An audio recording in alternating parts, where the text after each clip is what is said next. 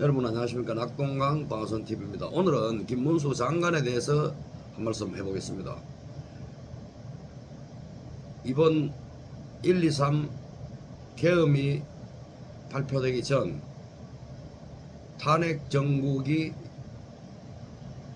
오기 전에는 김문수 장관의 어떤 대권 후보 지지율이 뭐 그렇게 썩 높지는 않았습니다.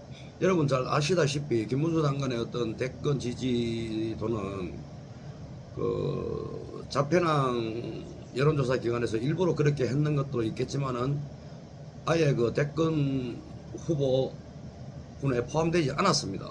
그 정도로 한 발 비켜서 있었는데요. 이번 그 1, 2, 3 개헌과 탄핵 과정을 거치면서 김문수 장관이 보여준 어떤 정도의 정치로 인해서 우파의 대권 주자로 그냥 타의 추정을 불허하고 급부상하고 있습니다. 그 김문수 장관의 정도의 정치란 어떤 것인가? 여러분도 다 아시겠지만은 많은 기자들이 지지율이 높은 부분에 대해서 인터뷰를 했습니다. 김문수 장관은 내가 아무것도 했는 게 없다. 대통령 복귀가 먼저다. 딱 그 한마디입니다. 그것이 그 김문수 장관이 어떤 취해온 정치적 스탠스 정도의 정치라는 겁니다. 이런 것을 볼 때는 이거 김문수 장관의 지지율이 고공행진을 하고 있는 것을 볼 때는 이 국민의힘의 오세훈, 홍준표, 저 대단한 유승민이 한동훈까지 이 대동하는 이거 중도 어떤 좌파 성향의 이 자들이 이 너무나 쉬운 이런 부분을 갖다가 모르고 있을까요? 내가 보수당의 우파의 대통령 후보가 되려면은 내가 어떤 정치적 스탠스를 취해야 된다는 걸 이 자들이 모르고 있을까요? 조금 전에 제가 언급한 이 자들은 이번 탄핵 과정에서 이번 1, 2, 3 계엄 상황에서 주구장창 조기 대선을 갖다 외쳐온 자들입니다. 다 알면서 어떻게 해야 내가 대선 주자로 우파의 보수당의 대선 주자가 될 수 있다는 걸 알면서도 이 자들의 어떤 정치적 이념이 그냥 중도 좌파인 거예요. 저는 중도까지도 빼고 싶습니다. 그냥 좌파라고 단정 짓고 싶은데 하여튼 이 자들의 어떤 정치적 이념은 그냥 중도 좌파다. 거기에 함몰되어 있고 그 이념이 중도 좌파에 함몰되어 있고 하다 보니까 어떤 정치적 스탠스, 지금 이 1, 3 개헌과 탄핵 전국에서 내가 어떻게 어떤 정치적 스탠스를 취해야 되냐, 이걸 뻔히 알면서도 그걸 못하는 겁니다. 김문수 장관은 여러분 잘 아시겠지만은 골수 좌파였습니다. 골수 좌파였고 대한민국 최고의 어떤 노동 운동가였습니다. 그렇게 좌파 24년을 좌파의 어떤 정점에서 어떤 보수당 집권당과 어떤 대책점에서 활동을 해보니까 자기 스스로 느낀 거예요. 24년 동안 활동을 해보니까 이건 아니다. 그렇게 해서 전향을 한 겁니다. 우파로 넘어와서 지금 한 25년 정도의 어떤 정치를 우파 정치인으로서 어떤 정치인의 길을 갖다가 걸어오고 있는데요. 여러분 잘 아시다시피 국회의원 3선, 경기도지사 재선 이렇게 했는데 문재인 정권 초기 때 조국이를 끌어내리는 그런 강화문 집회가 한참 열렸었는데 그때 제가 우연찮게 김문수 장관하고 이 집회가 끝나고 거리 행진을 갖다가 청와대 사랑제까지 그때는 했었거든요. 청와대 사랑제까지 가서 거리 행진을 하는데 제가 우연찮게 김문수 장관하고 같이 걸어가게 되었습니다. 걸어가게 되었는데 광화문에서 청와대 사령제까지 그 가도 행진을 거리 행진을 하는데 그냥 김문수 장관이 그때 앞에 뭐 전희경 의원이 현역 의원이었습니다. 전희경 의원이 마이크를 많이 잡았는데 가두 차량에서 선두 차량에서 그 앞에서 구호를 했지만 그 구호를 따라하는 이런 모습 그리고 2020년 국회의원 선거 총선이 끝나고 7월경에 대구 두루공원에서 부정선거 규탄 집회가 있었습니다. 그때 정강훈 목사님하고 김문수 장관님이 대구 두루공원에 내려왔습니다. 내려왔는데 제가 그 대구 두루공원에 집회를 가가지고 그때 이제 오픈라인에서 한참 많은 이야기를 한번 해봤습니다. 그때 그 제가 그 김문수 장관, 정강훈 목사님과 같이 이야기하는 그 사진들이 뭐 지금도 제 페이스북에 뭐 있을랑가 모르겠는데요.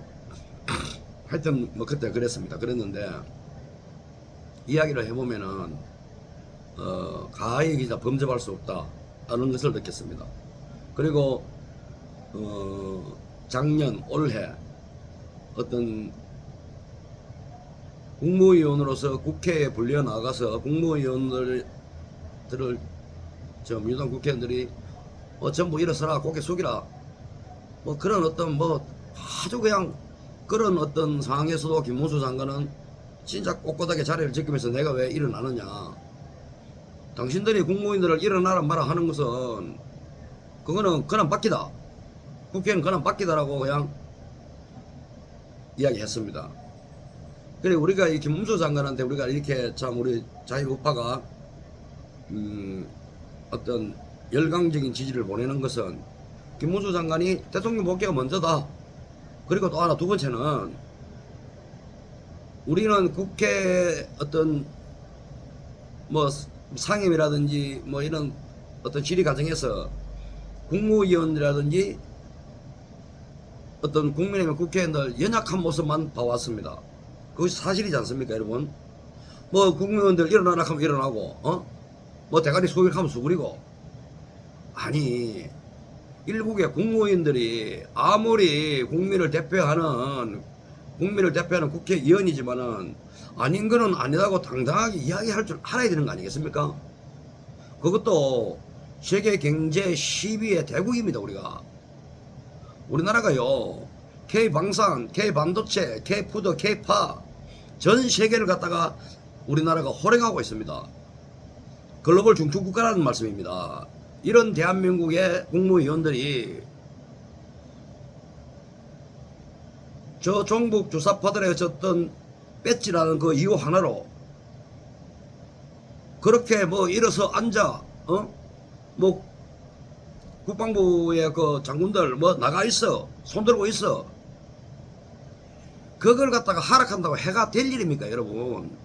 아닌 거는 당당하게 김문수 장관처럼 아니다, 라고 이야기하는 어떤 그 모습에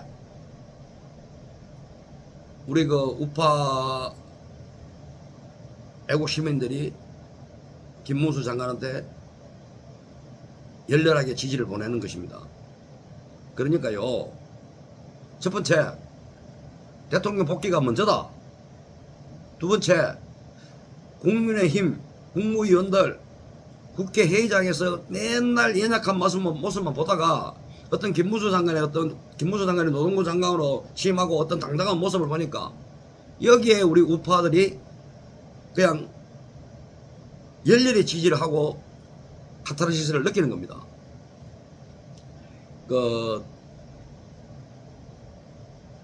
김문수 장관은 어떤 걸어온 길을 보면은 우리 우파가 얼마든지 지지를 해도 진짜 될 만한 분입니다. 그렇다고 제가 조기 대선을 이야기하는 건 아닙니다. 아니고 박근혜 대통령 탄핵을 하고 박근혜 대통령이 탄핵을 당하고 김무성이 유승민이가 어떤 저들 똘마니들 갖다가 몇십 명을 모아놓고 어떤 조찬 무슨 연설을 하는 모임을 하는 데서 김문수 장관을 불렀습니다. 그때는 김문수 장관이 야인이었습니다. 여러분 아시겠지만 그때 김문수 장관이 김무성이 유승민이 앞에서 당신들이 뽑은 대통령을 갖다 당신들 손으로 탄핵했다. 당신들은 1000년 동안 벌을 받을 것이라고 그 앞에 대놓고 면전에서 이야기했습니다. 어떤 이런 당당함, 김문수 장관의 이런 당당함에 우리 그 자유우파, 정통우파들이 적극적 지지를 보내는 것이 아닌가 이런 생각을 해봅니다. 국민의힘의 108명의 국회의원들 한동훈계 뭐 10명은 이야기할 것도 없고요. 나머지 한 90명 되는 국회의원들의 꿈은 로망은 대통령입니다.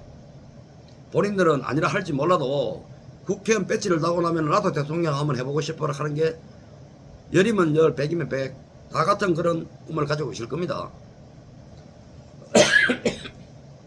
그런 의미에서 비춰본다면은 정도의 정치, 김문수가 하는 어떤 정치적 스탠스, 김문수가 하는 어떤 정도의 정치를 하면은 나도 대통령 후보가, 보수당의 대통령 후보가 될 수 있다는 겁니다.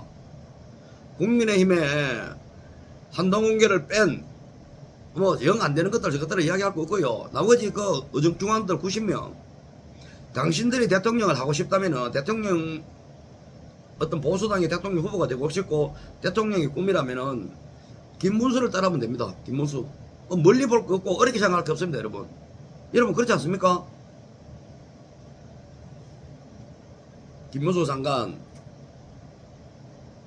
차기 대통령 후보가 되고 대통령이 되어서 지금 같은 저런 어떤 강단 있는 모습으로 자유대한민국을 진짜 사수하고 이 찬란한 자유대한민국을 우리 후대한테 물려주는 그런 기틀을 마련했으면 좋겠습니다.